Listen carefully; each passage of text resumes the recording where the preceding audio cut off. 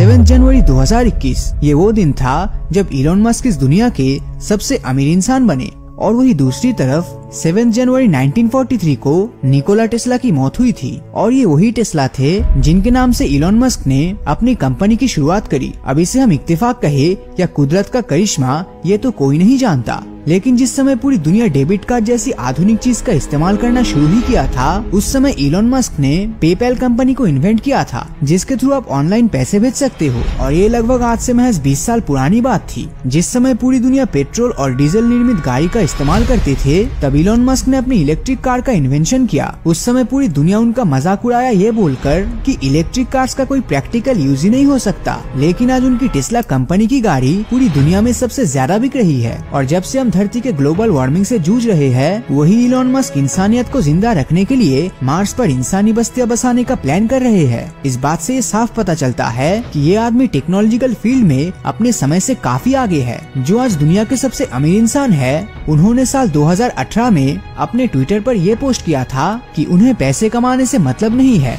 क्योंकि उनका आधा पैसा धरती के क्लाइमेटिक प्रॉब्लम को सॉल्व करने में लगा हुआ है और बाकी का पैसा मार्स यानी मंगल पर इंसानी बस्तियां बसाने के लिए इस्तेमाल किया जा रहा है।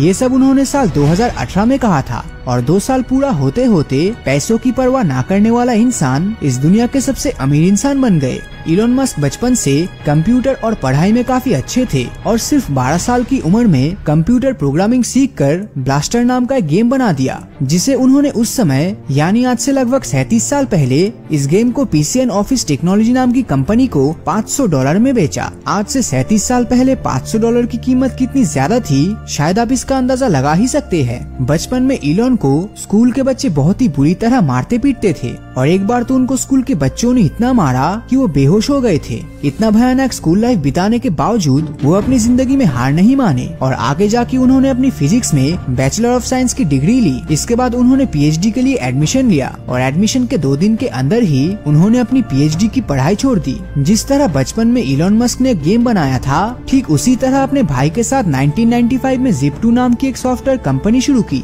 जिसे आगे चल के कॉम्पैक्ट ने $307 मिलियन में खरीद ली। इस डील के कारण इलॉन मस्क को Zip2 का 7% यानी लगभग $22 मिलियन मिला और इसी 22 मिलियन का आधा पैसा इन्वेस्ट करके X.com नाम की एक फाइनेंशियल सर्विस देने वाली कंपनी की स्थापना की। और 1 साल बाद ये कंपनी कॉन्फिनिटी नाम की एक कंपनी से जुड़ गई और फिर इसी के साथ मर्ज होने के बाद पेपैल कंपनी का जन्म हुआ। लेकिन इलॉन मस्क का मेन मकसद पैसे कमाना नहीं था। अगर पैसा कमाना ही उनका मेन ऑब्जेक्टिव होता तो शायद वो यहीं पर रुक जाते, लेकिन ऐसा नहीं हुआ।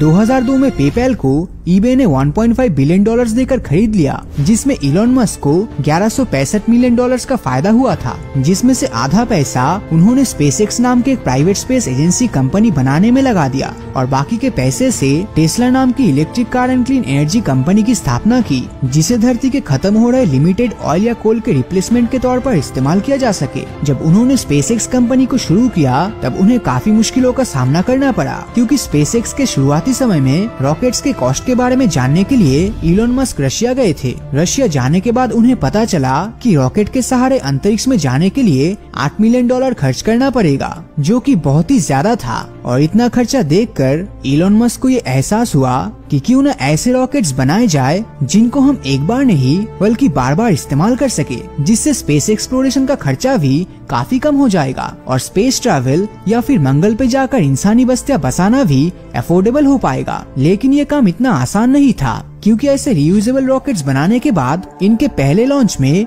रॉकेट के इंजन में आग लग गई थी, जिसमें करोड़ों का नुकसान हुआ। फिर अपने दूसरे अटेम्प्ट में रॉकेट स्पेस में तो पहुंचा, लेकिन ऑर्बिट तक नहीं जा पाया और इसी तरह तीसरी बार भी उनके हाथ सिर्फ नाकामयाबी ही लगी और इतने में इलॉन मस्क का बचा कुचा सारा पैसा खत्म हो गया था। लगातार 3 बार फेल होने के बाद उनके आइडल्स जैसे कि नील आर्मस्ट्रांग, जिनको वो अपना हीरो मानते थे, उन्होंने भी इलॉन मस्क की इस रियूजेबल रॉकेट के कंसेप्ट को एक बेवकूफों वाला आइडिया कहा। इस वक्त इलॉन मस्क के पास बस एक आखिरी अटेम्प्ट करने के ही पैसे बचे थे, क्योंकि उनके पास उस समय रहने को घर तक नहीं था। वो अपने दोस्त के घर रेंट पे रहते थे और अगर वो इस बार भी फेल होते तो स्पेसएक्स को लैक ऑफ फंडिंग के कारण बंद करना पड़ता। और इस समय अगर उनके आइडल भी उनको डिमोटिवेट करे तो कैसा लगता है, जरा सोच कर देखिए। लेकिन इलॉन हार कहाँ मानने वाले थे। इस आखिरी अटेम्प्ट में या तो वो सक्सेसफुल होते या फिर उनका सब कुछ खत्म हो जाता। और इस बार वो अपना सब कुछ बेचकर ये आखिरी बार के लिए ट्राई किया। और फाइनली इस बार ये लॉन्च सिर्फ सक्सेसफुल ही नहीं हुआ, बल्कि सक्सेसफुल लैंडिंग के बाद नासा ने इनको $1.5 बिलियन की फंडिंग भी दी। टेस्ला कंपनी के साथ भी कुछ ऐसा ही हुआ था। लोग इस बात को मानने के लिए राजी ही नहीं थे कि इलेक्ट्रिक कार्स भविष्य में पेट्रोल और डीजल कार्स को रिप्लेस कर सकता है। और शुरुआत में जो इलेक्ट्रिक कार्स होते थे वो नॉर्मल प्राइस से काफी महंगे थे। यहाँ तक टेस्ला ने जो पहली कार बनाई थी उसकी कॉस्ट $1 लाख से भी ज्यादा थी, जो कि 73 लाख रुपए के आसपास था, जो उनके एस्टिमेटेड कॉस्ट का डबल था। अब ऐसे में ये गाड़ियाँ बिल्कुल भी नहीं बिकी। टेस्ला मोटर में एक ऐसा समय आया था जब उनके कंपनी को बंद करने के लिए नोटिस दिया गया था, और उस समय उनके पास स्पेसएक्स और टेस्ला में से किसी एक कंपनी को बचाने का ही ऑप्शन था। लेकिन हार मानना उनकी डिक्शनरी में था ही नहीं। एक तरफ उन्होंने स्पेसएक्स का चौथा अटेम्प्ट सक्सेसफुल किया और दूसरी तरफ टेस्ला मोटर को अपनी टीम के साथ मिलकर वापस खड़ा किया। और देखते ही देखते ये दुनिया की one of the leading car manufacturing company बन गई। और टेस्ला के ग्रोथ के साथ इलॉन मस्क की दौलत यानी रेवेन्यू भी तेजी से बढ़ने लगी। और देखते ही देखते वो दुनिया के सबसे अमीर इंसान बन गए। और ये भी कहा जा रहा है कि जिन प्रोजेक्ट्स पर इलॉन मस्क आज की तारीख में काम कर रहे हैं, अब चाहे वो स्पेसएक्स हो, टेस्ला हो, द बोरिंग कंपनी हो या फिर न्यूरालिंक हो, इन सब कंपनी के फ्यूचर ग्रोथ को देखकर ये कहना गलत नहीं होगा कि भविष्य में वो दुनिया के सबसे पहले ट्रिलियनर बन सकते हैं। अब जिनको नहीं पता उन्हें बता दूं, द बोरिंग कंपनी जमीन के अंदर से एक जगह से दूसरी जगह जाने के लिए रास्ता बनाती है। तो वही दूसरी तरफ न्यूरालिंक एक न्यूरो टेक्नोलॉजिकल कंपनी है